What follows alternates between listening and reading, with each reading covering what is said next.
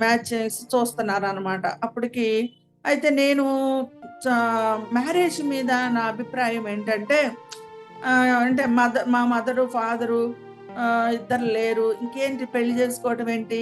ఇంకా ఇదే గదా! ఎందుకని అంతగా సుముఖత చూపేదాన్ని కాదు. కానీ మరి ప్రభువు నన్ను ప్రేమించారు. ప్రభువు నన్ను ప్రేమించి ఇంట్లో మరి అక్క, మా బావగారు వాళ్ళు మా బంధువులు అందరూ వివాహం చేయాలనే తలంపుతో ఉంటున్నప్పుడు మరి అంటే ఇప్పుడు మా హస్బెండ్ ప్రభుదాస్ గారే ఆయనే ఫస్ట్ మ్యాచ్ మా ఇంటికి అంటే మా బావగారికి ఫ్రెండ్స్ అన్నమాట. వస్తారు అని చెప్పి ఇంటికి వస్తారు అని అనలేదు కానీ ఆ మ్యాచ్ తీసుకొని వచ్చి వీళ్ళతో అయితే మ్యాచ్ బాగుంటుంది అని మా బావగారు చెప్పారు. అయితే ఇక్కడ ప్రియమైన యవన బిడ్డలారా మీరు ఆలోచించండి. నేను అంటే నాలో పరిశుద్ధాత్మ కార్యము చేయటానికి దేవుడు నన్ను అంటే పురుకొల్పుతున్నాడన్న విషయం నాకు తెలుసు. కానీ దాన్ని నేను గ్రహించలేకపోయాను. గ్రహించలేక మరి ఒక క్రిస్మస్ సీజన్‌లో అంటే వేరే వివాహానికి నేను వెళ్తే అక్కడ నన్ను ఇప్పుడున్న మా హస్బెండ్ తను నన్ను చూస్తాడు అని. నేను కరెక్ట్‌గా వెళదాము అనే ఆలోచనతో ఉంటున్నప్పుడు నాకు గైడెన్స్ పరిశుద్ధాత్మ ఒక గైడెన్స్‌లోకి తీసుకువెళ్ళింది. నేను ఎందుకు నేను వెళితే అక్కడ నన్ను చూడటం కాదు. దేవా! నీ చిత్తములో ఎవరున్నారో ఆ వ్యక్తిని నా ఇంటికి తీసుకొని వస్తే అది నీ చిత్తమని నేను నమ్ముతాను అని వన్ డే ఫాస్టింగ్‌లో నేను ప్రార్థన చేసుకున్నాను. ప్రియమైన వారలారా, ఇక్కడ మరి ఈ ఫాస్టింగ్ అనే విషయంలో మనం చాలామంది ఎందుకు ఫాస్టింగ్ చేయాలి మరి అని అనుకుంటూ ఉంటాం. అయితే నిజంగా నేను అంటే బిఫోర్ నేను 10థ్ క్లాసు ఆ క్లాస్ సమయాల్లో ఒక ఉపవాసం చేసేదాన్ని. ఎందుకు అంటే తెలిసి తెలియని ఉపవాసం. అందరూ చేస్తున్నారు ప్రార్థన చేసుకోవాలి. తినకుండా ప్రార్థన చేసుకోవాలని. నేను 10థ్ క్లాస్‌లో ఉన్నప్పుడు ఎగ్జామ్స్ రాసొచ్చిన తర్వాత రోజు సాయంత్రము 6 నుండి ఇంకా నైట్ ఏం తినకుండా ప్రార్థన చేసుకుంటా ఉండేదాన్ననమాట. అయితే ఆ ఉపవాసం ఏంటంటే తెలిసి తెలియని ఉపవాసం. కానీ నా మ్యారేజ్‌కొచ్చేటప్పటికి నేనంతట నేను ఉపవాసం ఉండలేదు గానీ, పరిశుద్ధాత్మ నాకు బోధిస్తూ వచ్చింది. నన్ను దీవించాలని. ఎందుకు అంటే, మరి నువ్వు ఏదైనా ఉపవాసం ఉండి ప్రార్థన చెయ్యి అని. సరేనని నేను ఉపవాసం ఉండి ప్రార్థన చేస్తున్నాను. ప్రార్థన చేస్తూ ఉన్నప్పుడు పరిశుద్ధాత్మ నాకేం చెప్తుందంటే, నువ్విలా ప్రార్థన చెయ్యి అని నన్ను గైడ్ చేస్తా ఉంది. దేవా! నీ చిత్తమైన వ్యక్తినైతే నా గృహానికి తీసుకురా. నేనైతే ఆ వివాహానికి వెళ్ళను అని ఒక అంటే ఒక ఒక ఏం పెట్టుకున్నానంటే ఒక సూచన పెట్టుకున్నాను. ఇంకా ఈ యవ్వన బిడ్డలు మీరు చూడండి ప్రియమైన వారలారా. ఒక సూచన. దేవుని చిత్తానికి ఒక సూచన.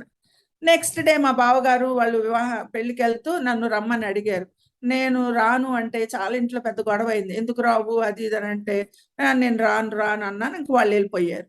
చూడండి ఇక్కడ ఆ వివాహానికి మా బావగారు ఎళ్ళినప్పుడు అక్కడికి ఈ ప్రభుదాస్ గారు అక్కడికొస్తారని మా బావగారు ఎళ్లారు. ఎళితే అక్కడికి రాలేదంట ఆయన. రాలేదు వీళ్ళెందుకు అని వాళ్ళింటికి గుంటూరుకెళ్ళి వాళ్ళ ఇంటికెళ్ళి అడిగారంట. మా హస్బెండ్ వాళ్ళ మదర్‌ని. ఏమ్మా ఎక్కడికెళ్లారంటే, అయ్యా ఏదో బండి తీసుకొని ఏదో ఊరికెళ్తున్నానని చెప్పెళ్ళాడు అన్నారు. అంటే ఇంక మా బావగారు అబ్బాయి కనపడలేదని ఇంటికొస్తా ఉంటే కరెక్ట్‌గా మా ఊరికి వచ్చేటువంటి హైవే మీద బండి పెట్టుకొని ఉన్నారంట. మా హస్బెండ్ వాళ్ళ ఫ్రెండ్. మా బావగారెళ్లి మాట్లాడారంట. ఏంటి అంటే, "ఎందుకో నాకు మీ ఇంటికి రావాలనిపిస్తుంది అన్న. అందుకని వచ్చాను" అనంటే, అప్పట్లో అన్న ఫోన్స్ అయ్యేం లేవు గదా! ఇంకా తీసుకొని వచ్చారు. తీసుకొనొచ్చినప్పుడు మా ఇంటికొచ్చినప్పుడు నాకు ఎందుకో మా బావగారు అక్కడ ఏం చెప్పారంటే, "అమ్మ ఆ బాబొచ్చాడు. నువ్వు సిద్ధపడు, చీర కట్టుకో" అంటంటే నా హృదయంలో పరిశుద్ధాత్మ "నువ్వు అడిగావు గదా! నీ చిత్తమైన వ్యక్తినైతే నా గృహానికి తీసుకురమ్మని మరి నా చిత్తమే గదా!"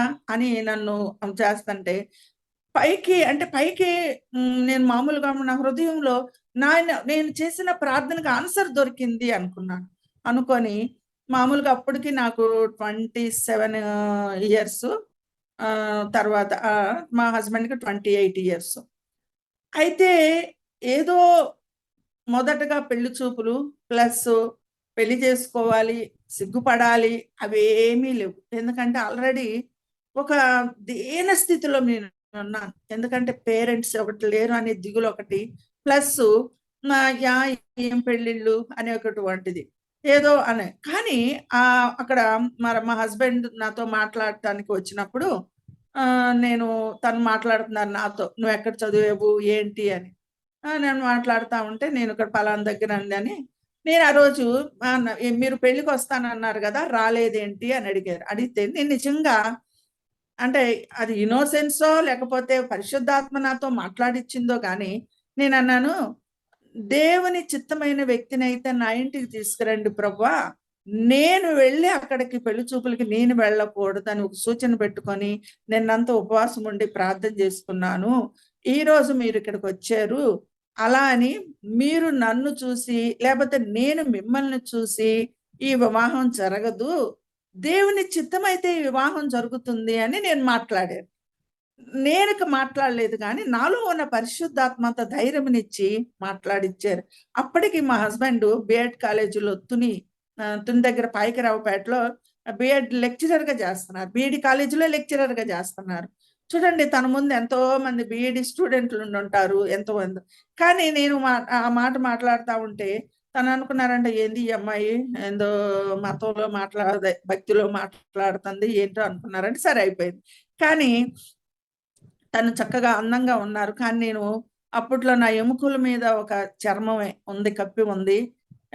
నా వెనక అంటే నా ముందు గాని, నా వెనకాల గాని ఒక తోక బీఈడీ అనేది ఒక తోక ఉంది. ఇంకేమి లేదు. కానీ పరిశుద్ధాత్మ దేవుడు, తండ్రి, కుమార, పరిశుద్ధాత్మ నాకున్నాడు. నాకొక్కడికే తెలుసు అది. ఆ ఎదుటి వాళ్ళకి ఎవరికీ తెలియదు. కానీ తను మరలా డిసెంబర్‌లో నన్ను చూసి వెళ్ళిపోయారు. వెళ్ళిపోయిన తర్వాత నేను మళ్ళా హాస్టల్‌కెళ్ళాను. ఏఎంజీకెళ్ళాను. ఏఎంజీకెళ్ళినప్పుడు మరి అక్కడ కొలీగ్స్ తోటి నేను షేర్ చేశాను. ఈ యొక్క టెస్టిమోనీని నేను షేర్ చేశాననమాట. ఏమనంటే, నేను ఇలా ప్రార్థన చేసినప్పుడు ఇలా జరగాల్సింది ఇలా జరిగింది అని. అయితే అబ్బా! మంచిగున్నాడా? ఎలా ఉన్నారు? అలా అనుకున్నాం. అందరమే అన్‌మ్యారీడ్సేననమాట. ఒక 25 మెంబర్స్ స్టాఫ్ ఉంటాం. అంత హ్యాపీగా అయిపోయింది. తర్వాత జాన్వరిలోకొచ్చేటప్పటికి మరలా సెకండ్ టైము తనకు హాలిడేస్ ఉన్నాయి వస్తాను అన్నారు. కరెక్ట్‌గా జాన్వరిలో వచ్చారు.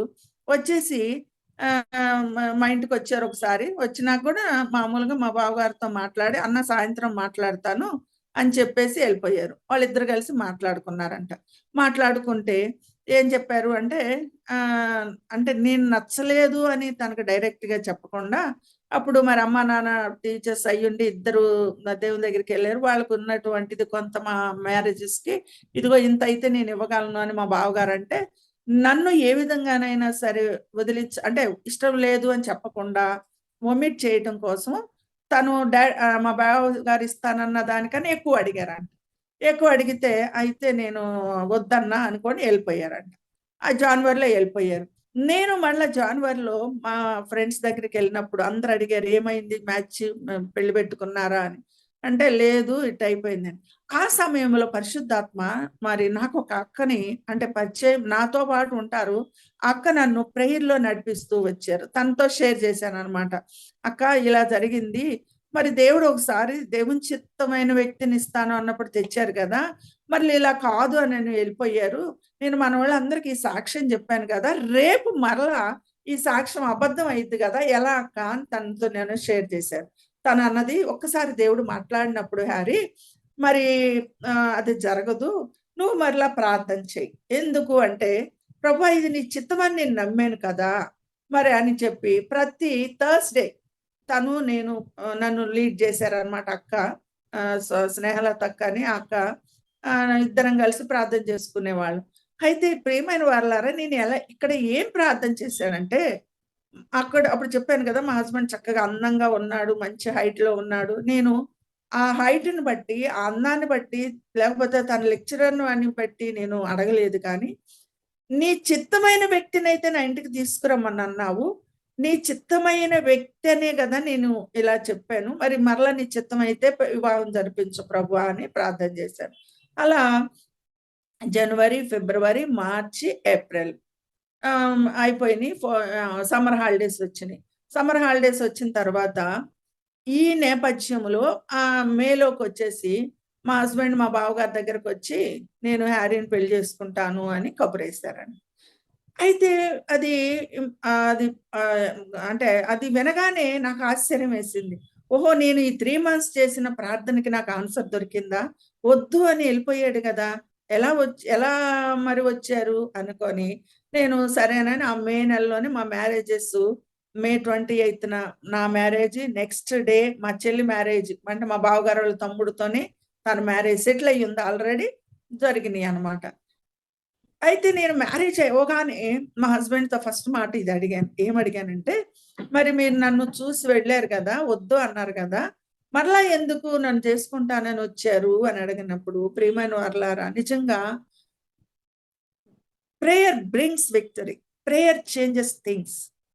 ఎంత కృప అంటే మనకు తెలుసు ఎస్తేర్ గ్రంథంలో మరి 4వ అధ్యాయము 15వ వచనములో మరి అక్కడ ఎస్తేరు తన యొక్క పరివారాన్ని తన వారిని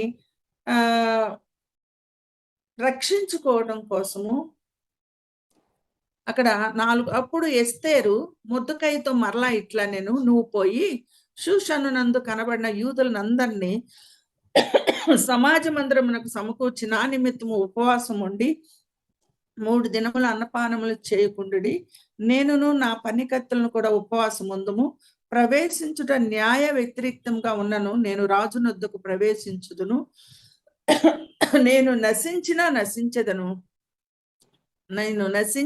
నశించెదను. అక్కడ మరి ఎస్తేరు ఉపవాసము అనే జ్ఞానాన్ని పొందుకొని దేవుని దగ్గరికి వెళ్ళినప్పుడు అక్కడ ఒక గొప్ప కార్యం జరిగింది. మనందరికీ తెలుసు ఎస్తేరు తన యొక్క ఉపవాసం ద్వారా మరి న్యాయ వ్యతిరేక్తంగా ఉన్నప్పటికీ కూడా మరి రాజు యొక్క దయను పొందుకోగలిగింది. మరి తన యొక్క వారిని రక్షించుకోగలిగింది.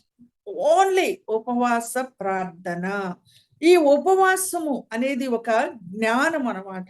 అయితే ఈ జ్ఞానం ప్రకారంగా మనం కూడా ఉపవాసం ఉంటే దేవుడు కార్యాన్ని జరిగిస్తాడు. అయితే ప్రియమైన వాళ్ళని మరి మా హస్బెండ్ని నేను అడిగాను. ఎలా అంటే ఆయన ఏం చెప్పారంటే ఒక మాట నేనే ఆశ్చర్యపడ్డాను అనమాట. ఏం చెప్పారంటే నిన్ను వద్దని వెళ్ళిపోయిన తర్వాత ఇంకొక అమ్మాయిని చూసొచ్చాను అక్కడే. వాళ్ళు చూసొస్తే అన్ని ప్లస్ పాయింట్స్. అమ్మాయి తెల్లగా ఉంది, ఆల్రెడీ జాబ్ చేస్తుంది, వాళ్ళకి ఒక స్కూల్ ఉంది, ఎంతో మరి బాగుంది. కానీ మరి మా ఇద్దరికి బేరీ చేసి చూశాడంట. నా వెనకాల పేరెంట్స్ లేరు, మరి నా వెనకాల ఉంది ఒక బీఈడి, అలా అని ఒక ప్రైవేట్ స్కూల్లో టీచర్ చేస్తాను అంతే అని నన్ను ఒమిట్ చేసి నేను ఆ అమ్మాయిని చేసుకుంటాను అనుకొని తలంపులో ఉన్నారంట. అయితే మరి హాస్టల్లో అక్కడ తను కూడా హాస్టల్లో ఫ్రెండ్స్తో ఉండేవాళ్ళంట రూమ్లో. రోజు ఇలా అనుకొని పడుకునేవాడంట. దుప్పటి ఇలా ముసుగేసుకొని పడుకుంటే తనకంట రాత్రిపూట ఒక ఆవిడ వచ్చి ముసుగు ఇలా తీసి నువ్వు హ్యారీని పెళ్లి చేసుకో అని చెప్పేసి వెళ్ళిపోయేది. నేను ఏంటి ఎవరో వచ్చి చెప్తున్నా నేను అనుకుంటున్నానేమోనని నేను మళ్ళా పడుకునేవాడిని. మళ్ళా అలా నెక్స్ట్ డే అలా నేను ఎప్పుడైతే నేను హ్యారీని పెళ్లి చేసుకుంటాను అని ఒక నిర్ణయానికి వచ్చేదాకా నాకు రోజు కనపడేది అని చెప్పారు. అప్పుడు తను లేచి వాళ్ళ ఫ్రెండ్ని అడిగేవాళ్ళంట, ఏంటి నువ్వు నన్ను ఏమన్నా లేపావా అంటే, లేదు నేను లేపలేదు అని. అలా మరి వాళ్ళ హస్బెండ్ అంటే వాళ్ళ ఫ్రెండ్ అని చెప్పాడంట. అయితే నీకెవరో చెప్తున్నారు అంటే దేవుని తోత వచ్చిందేమో, నువ్వు వెళ్ళి నువ్వు హ్యారీని పెళ్లి చేసుకుంటే నీ జీవితం బాగుంటుంది అన్నారంట. ఈ విధంగా మరి తను ఆ దేవుడు దర్శించాడు అన్న విషయం తనకు తెలియదు. కానీ ఆ విషయంలో నేను దేవాది దేవునికి ఎంతగానో వందనాలు చెప్పాను అనమాట. నా వివాహ విషయంలో నేను ఇక్కడ చేసిన ప్రార్థన అక్కడ తనకి దేవుడు కార్యం చేశాడు. దేవుడు మాట్లాడకపోతే మనుషుల్లో మార్పు లేదు. హల్లెలూయా! నిజంగా ఎంత గొప్ప దేవుణ్ణి మనం కలిగి ఉన్నామో ప్రియమైన వారలారా. ఆ విధంగా నాలో మరి ఈ ప్రార్థన అనే దాని మీద, ఈ ఉపవాసం అనే దాని మీద ఒక ఆసక్తి పెరుగుతూ వస్తూ ఉంది. ఆ విధంగా మరి మా వైవాహిక జీవితము అక్కడ మరి ఎంతగానో దేవుడు దీవించాడు. అంటే ఇక్కడ మీరు గమనించండి ప్రియమైన వారలారా, నేను ఎప్పుడు కూడా దేవునికి వందనాలు చెప్తాను.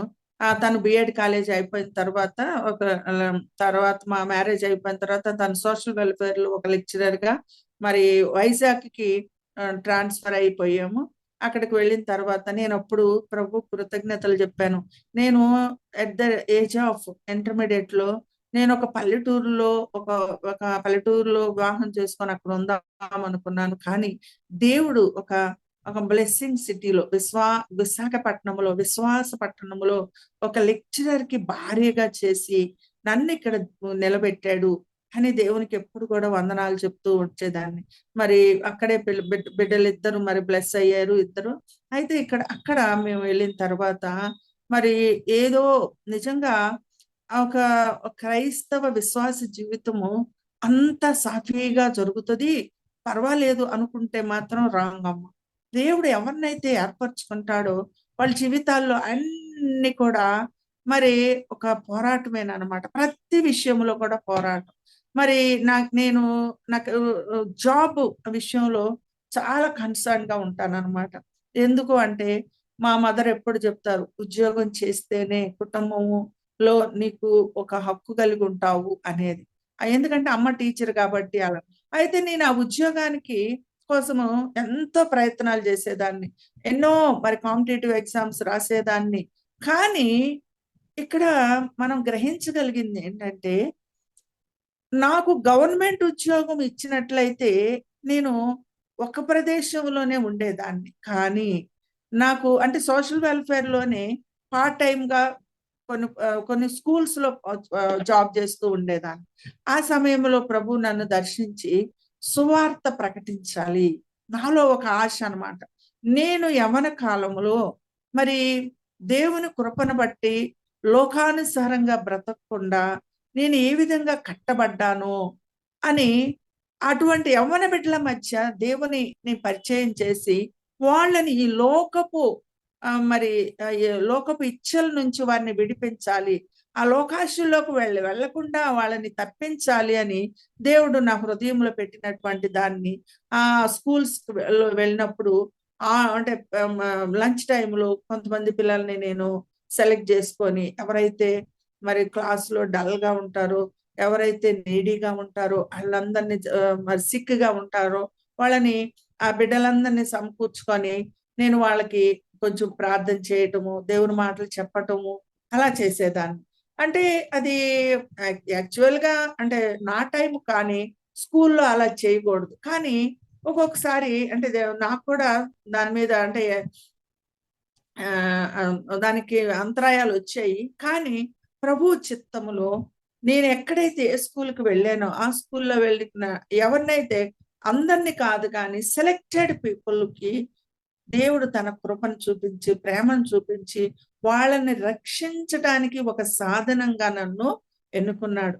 మరి కొరింథీ పత్రికలో చెప్తారు చూడండి, మరి విత్తనం వేయటం ఒకళ్ళైతే నీరు పోసిన వాళ్ళు ఇంకొకళ్ళైతే దాన్ని ఫలింపచేయువాడు పరిశుద్ధాత్మ దేవుడు. హల్లెలూయా! అట్టి విధంగా నన్ను అనేక ప్రాంతాల్లో వాడుకున్నారు. వాడుకుంటూ ఉన్నప్పుడు నాకు ఈ ఉద్యోగంతో ఒక పోరాటమే అయినప్పటికి కూడా మరి అంటే ప్రైవేట్ స్కూల్స్ అమ్మ టైం అయిపోయిందమ్మా. హలో, చెప్పండి. 5 minutes అమ్మ టైం ఎంత ఉందమ్మా? ఇంకో 5 minutes ఉందండి. ఓకే ఓకే ముగిస్తున్నాను. కనుక ఇటు విధంగా మరి నేను వాళ్ళ మధ్య పరిచర్య చేయటం మొదలు పెట్టాను అనమాట. ఇక నాకు ఎలా ఉందంటే సువార్త ప్రకటించకపోతే నాకు శ్రమ అని అపోస్తలుడైన పౌలు గారు అన్నారు. ఆ రోజు నేను ఎక్కడైతే సువార్త ప్రకటిస్తానో ఆ రోజు ఎంత హ్యాపీగా ఉండేదాన్ని. ఇంటికి రాగానే మా హస్బెండ్కి ఎవరో ఒకళ్ళు ఫోన్ చేసి మీ మిస్సెస్ ఇలా అంటే దేవుని ఇటు చెప్పిందంట అటు చెప్పిందంట, మళ్ళీ ఇంట్లో పోరాటం ఎందుకు హ్యారీ నువ్వు స్కూల్కి వెళ్తుంది, పాఠాలు చెప్పడానికి వెళ్తున్నావా, సువార్త ప్రకటించడానికి వెళ్తున్నావా అనేవాళ్ళు. కానీ నేను నవ్వుకునేదాన్ని, హృదయంలో సంతోషం. ఓహో, అక్కడ కార్యం జరిగింది, కార్యం జరగబట్టే ఇక్కడ నాకు పోరాటం అని. మా హస్బెండ్ మీద కోపం వచ్చేది కాదు, అది చెప్పిన వాళ్ళ మీద కోపం వచ్చేది కాదు. ఎందుకంటే అక్కడ సాతాను గలిబిలి చేసింది కదా అని అలా అనుకునేది అనమాట. అట్టి విధంగా నా జీవితంలో నిజంగా ఇప్పుడు అంటే నాకు ఎంతో హ్యాపీగా నా ఆయా పరిస్థితుల్లో నేను వాడబడడానికి దేవుడు కృపనిచ్చాడని ఎంతో సంతోషపడుతూ ఉన్నాను. కానీ మరి కరెక్ట్‌గా మరి 20లో 20లో మన కరోనా వచ్చింది గదా! ఆ కరోనా వచ్చినప్పుడు మేమందరం గుంటూరుకొచ్చాము. పెద్ద బాబు మ్యారేజ్ చేయాలన్న ఉద్దేశంతో కొ కరోనా వచ్చినప్పుడు నా అంకుల్‌కి, నాకు, బాబుకి ముగ్గురికి మరి కరోనా వచ్చింది. ఆ కరోనా వచ్చినప్పుడు నేను లేచి ఒకరోజు ఉదయాన్నే ప్రార్థన చేస్తా ఉంటే అంకుల్ సూట్ కేస్ సర్దుకొని నిలబడ్డారు ఆ దర్శనంలో. ఒక స్వరం విన్నాను. ఏమనంటే "నువ్వు ఏడుస్తావని తెచ్చాను" అన్నారు. నాకు భయమేసి వెంటనే పోయి రూమ్‌లో ఏం చేస్తున్నాడు అంకుల్ అని చూసాను. చూసినాక బాగా ఫీవర్‌తో ఉన్నారు. మరి కరోనా టైం తెలుసు గదా! అప్పుడు నేను అంకుల్‌ని లేపి, బాబుని లేపి ఒక మాట చెప్పాను. ఏమనంటే, "మరి నాకు ఈ దర్శనం వచ్చింది. నువ్వు ఆ చివరి అంచుల దగ్గరకు పోయినప్పుడు కూడా భయపడబాకు, నీకేం కాదు" అని చెప్పాను. కానీ గాడ్స్ గ్రేస్ అమ్మా! ఆ యొక్క కరోనా టైంలో మరి అంకుల్‌ని దేవుడు మరి ఎంతగానో సేవ్ చేశాడు. ఆ తెల్లవారే ఒక హాస్పిటల్‌లో జాయిన్ అయ్యి 10 డేస్ హాస్పిటల్‌లో ఉన్నారు. కానీ దేవుని మహాకృపను బట్టి మరి అంకుల్ సేవ్ అయ్యారు. కానీ మరి ఆ 20లోనే బాబు మ్యారేజ్ చేసాము. 21లో మరి వెంటనే పాపనిచ్చాడు. ఆ పాప ద్వారా అంకులు ఎంతగానో మేము చాలా ఎంజాయ్ చేసామన్నమాట పాపని. అంటే తనకి తెలిసిన పాటలన్నీ తన దగ్గర పాడేవాళ్ళు అలా.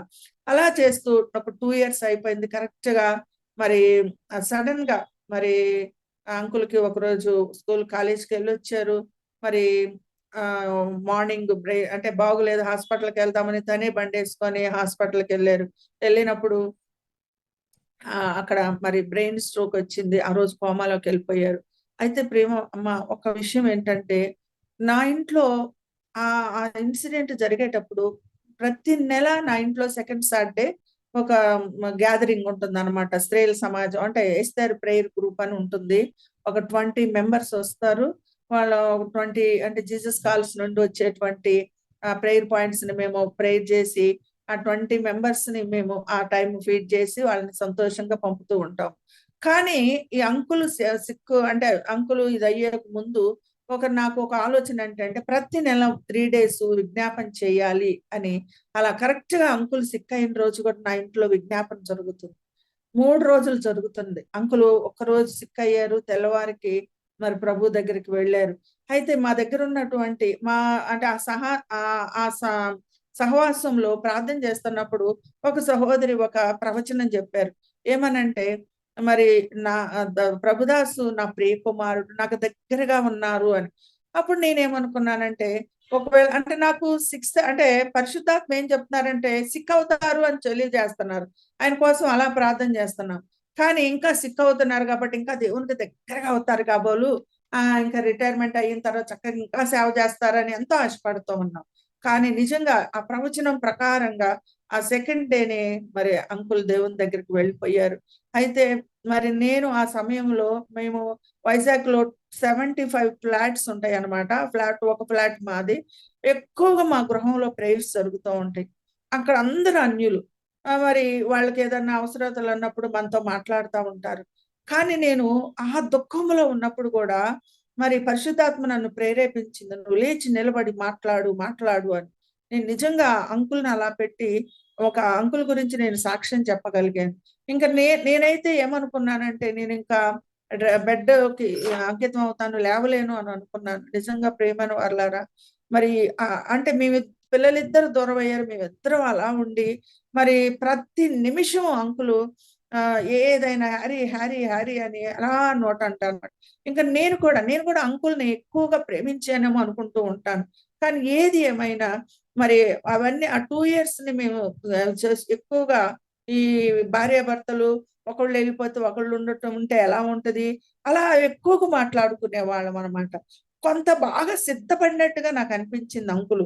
అయితే అంకులు అయినాక మా వాళ్ళందరూ కూడా నేను ఇంకా బాగా అసలు లేవలేనేమో, ఇంకా దేవునికి విరోధంగా అవుతానేమో అని అనుకున్నారు. కానీ దేవుని యొక్క కృప, పరిశుద్ధాత్మ దేవుడమ్మ నన్ను బలపరిచి, నన్ను ఇప్పుడు నాకే సమస్య వచ్చినా, నాకే దిగులు వచ్చినా, నా గురించి నేను ఆలోచించను, నా గురించి నేను ప్రేయర్ చేసుకోను. కానీ ఈ పరిస్థితుల్లో ఎవరో ఎక్కడో ఉన్నారు ప్రభా, వాళ్ళని ఆదరించండి, వారి దగ్గరికి నీ దూతలను పంపండి ప్రభా.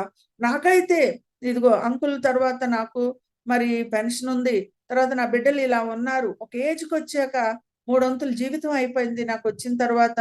మరి నా భర్త నీ దగ్గర ఉన్నాడు, కానీ చిన్న వయసులో భర్తలు కోల్పోయిన భార్యలు ఉన్నారు. మరి ఎంతమంది వాళ్ళు సఫరింగ్ ప్రభా, వాళ్ళ దగ్గరికి నీ దూతలను పంపి బలపరచండి అని ప్రార్థన చేస్తూ ఉంటాను. ప్రియమైన వారులారా, నిజంగా ఒకరోజు నేను ప్రార్థనలో ఏడుస్తూ ప్రార్థన చేస్తున్నాను. ఏమనంటే, మరి నేను ఒంటరిదాన్ని అయ్యాను కదా ప్రభా, ఏంటి అని అంటే, పరిశుద్ధాత్మ నాకు చెవిలో ఒక స్వరం వినపడుతుంది. ఆయన సిద్ధపడి నా రాజ్యానికి వెళ్ళిపోయారు, ఆయన కోసం నువ్వు ఏడవద్దు, నీ సిద్ధపాటు కోసము నువ్వు ఏడువు అన్నారు. హల్లెలూయా. నిజంగా ఎప్పటికైనా మన క్రైస్తవ నిరీక్షణ ఏంటంటే, మరి దేవుని దగ్గరికి ప్రతి ఒక్కళ్ళం మరణించాల్సిందే, ఆయన దగ్గరికి వెళ్ళాలి. ఆయన దగ్గరికి వెళ్ళినప్పుడు మరి ఎప్పటికైనా మరి నేను కూడా వెళ్ళాలి. మరి వెళ్ళినప్పుడు ఒక సిద్ధపాటు, ఈ లోకంలో మనము సిద్ధపడి వెళ్ళాలి. నేను మరి ఈ యొక్క మరి జూమ్ ద్వారా వింటున్నటువంటి ప్రతి ఒక్కరికి, మరి ఆ యొక్క కరోనా టైంలో దేవుడు మనల్ని అందరినీ కాపాడాడంటే ఏదో నీ గొప్ప నా గొప్ప మన గొప్ప చూసి మనల్ని ఉంచలేదు, కానీ రెండు విషయాల కోసము మనల్ని ఉంచాడు. అది మనం గ్రహించగలగాలి. ఏంటంటే ఫస్ట్ వన్, మరి మనకి దేవుడి భూలోకములో ఏదైనా ఒక పని అప్పగిస్తే ఆ పనిని చేయటానికి ఫస్ట్ వన్, పని చేస్తే జీతం ఇస్తాడు పరలోకంలో. రెండవది, ఆయన రాజ్యానికి వెళ్ళటానికి ఒక సిద్ధపాటు కోసము మనల్ని సజీవుల లెక్కలో ఉంచాడు. ఇవి రెండు మన హృదయం అనే పలక మీద రాసుకోవాలి, మన మనసులో ఉంచుకోవాలి. దీని కొరకే మనం, లేకపోతే ఆ కరోనా టైంలో ఎంతమంది, చిన్న వయసు లేదు పెద్ద వయసు లేదు, ఎన్ని కుటుంబాలు ఆ విధంగా అయినాయి. అయితే దేవుని కృపను బట్టి ఒక క్రైస్తవ నిరీక్షణ మనల్ని సిగ్గుపరచదు. ఎందుకంటే ఎప్పటికైనా దేవుని రాజ్యంలో మనం ఉంటాం. అమ్మ ఇంకొక్కడ ఒక విషయం చెప్పాలి మళ్ళా. నేను మరి ఈ కాలక్రమేణా అమ్మ టైం అయిపోయిందా? కనుక ప్రియమైన వారలారా, మరి ఈ యొక్క దేవుని యందు భయభక్తులు కలిగి ఉండటం ద్వారా మరి ఈ యొక్క జ్ఞానాన్ని దేవుడిస్తాడు. హల్లెలూయా. మరి భయము భక్తి అన్నమాట. జ్ఞానం అనేది ఏం చేస్తుందంటే మనల్ని మరి మంచి మార్గంలో మనల్ని నడిపిస్తుంది. అందుకని మీలో ఎవరికైనా జ్ఞానము కొదువుగా ఉంటే దేవుణ్ణి అడగవలను, ఎవరిని గద్దింపక ధారాళంగా దయచేస్తాడు. మనం ఏం అడుగుతామంటే మనకి హోదాలు ఇవ్వమని, ఉద్యోగాలు ఇవ్వమని అలా అనుకుంటాం. కానీ ఉద్యోగం పొందుకోవాలంటే జ్ఞానం కావాలి, కుటుంబాన్ని నడుపుకోవాలంటే జ్ఞానం కావాలి. మనము ఒక మరి ఏదైనా ఎక్కడికైనా వెళ్ళాలి అంటే, ఎవరితోనైనా మాట్లాడాలంటే జ్ఞానం కావాలి. కనుక దేవుడు ఇచ్చినటువంటి జ్ఞానము, ఆ జ్ఞానము ద్వారా జీవితాలు మనం కట్టబడతా ఉంటాయి. ప్రేమైన వాళ్ళారా, యూత్కి ముఖ్యంగా చెప్తున్నానమ్మా, వివాహాల విషయాల్లో మీరు నాకు అందమైన వ్యక్తి కావాలి, అటు చదివి ఉండాలి, ఇటు చదివి ఉండాలి, ఎలా అడగాలి, దేవుడు ఎట్ట అడగమన్నాడు అన్నాడు. కానీ ఆయన చిత్తాన్ని మనం అడగాలి. మత్తయి సువార్త 18వ అధ్యాయము 18, 19, 20లో ఆయన చిత్తాన్ని మనం గ్రహించగలగాలి. చిత్తము అంటే మరి ఆయన చిత్తం అని మనం ఏం చేస్తామంటే మనం ఎన్ని తోకలు పెడతాం. అలా కాదు.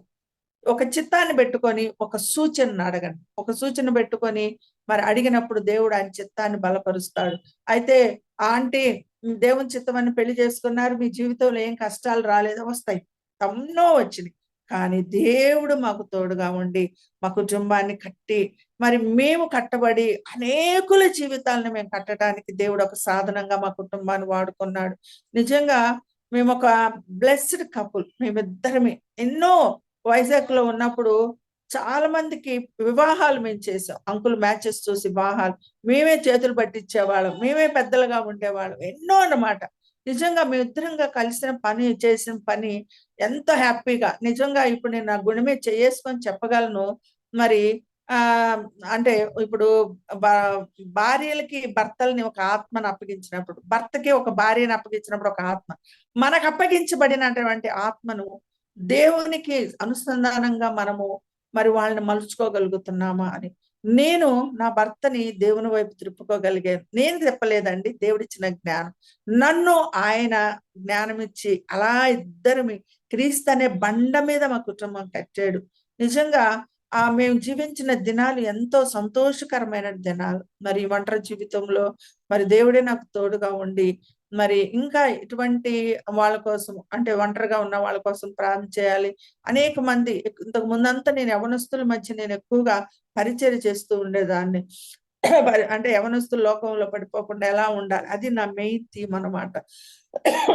కనుక మరి అట్టి విధంగా దేవుడు నా జీవితాన్ని ఎంతగానో బ్లెస్ చేశాడు. అందును బట్టి దేవాతి దేవునికి వందనాలు. ఇది నా గొప్ప కాదు, నా నీతి కాదు, కానీ ఓన్లీ దేవుని యందు భయము భక్తి కలిగి ఉంటాడు. అది కూడా దేవుడే ఏర్పాటు చేశాడు. కనుక దేవుడిచ్చినటువంటి సమయాన్ని బట్టి, మిమ్మల్ని బట్టి, ముఖ్యంగా రూత్ బ్యూలా సిస్టర్ని బట్టి కృతజ్ఞతాస్తు దేవునికి వందనాలు చెల్లిస్తూ